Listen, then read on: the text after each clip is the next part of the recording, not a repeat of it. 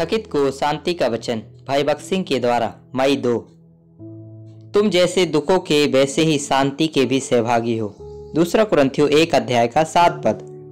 जैसे ही हम प्रभु यीशु मसीह के अनुग्रह और ज्ञान में बढ़ना शुरू करते हैं और उसे अपने प्रभु और उद्धारकर्ता के रूप में सभी मनुष्यों के सामने साहस पूर्वक स्वीकार करते हैं, हम उन लोगों द्वारा तिरस्कृत और घृणा करने के लिए बाध्य हैं जो परमेश्वर के वचन का पालन नहीं करना चाहते।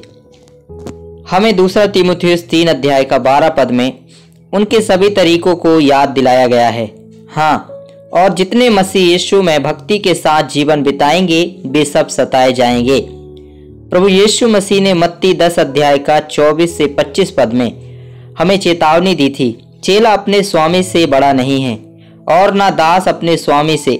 शिष्य के लिए इतना ही काफी है कि वह अपने गुरु के समान हो और दास अपने स्वामी के समान।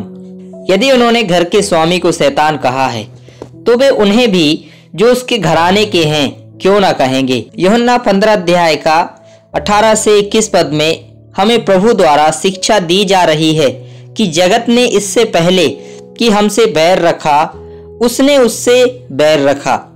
और यदि हम संसार के होते तो संसार हमसे प्रेम रखता, परंतु इसलिए कि हम संसार में से चुने गए हैं संसार हमसे बैर रखता है। हम भजन संहिता 123 का 3 और 4 में पढ़ते हैं कि कैसे प्रभु के कारण हमारे मित्र और लोग जिनका हम बहुत आदर करते हैं वे भी हमसे बैर और तिरस्कार करेंगे।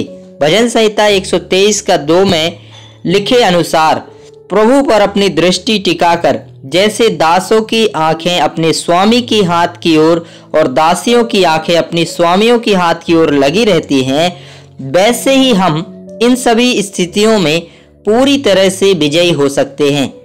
उसके नाम के लिए हमें अपने कष्टों और लज्जा को एक विशेषाधिकार के रूप में मानना चाहिए, जैसा कि हम प्रेरितों के काम 5 अध्याय का 41 पद में देखते हैं।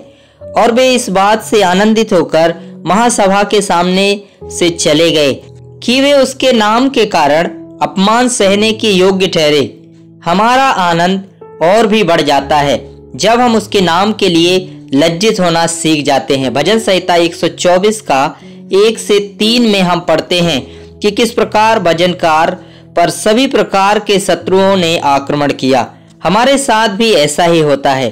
थोड़े समय के लिए हम सभी शत्रु आक्रमणों से सुरक्षित रहते हैं, लेकिन थोड़ी देर के बाद प्रभु सभी प्रकार के दर्दनाक मार्गों की अनुमति देते हैं और हमें लगता है कि सब कुछ गलत हो रहा है।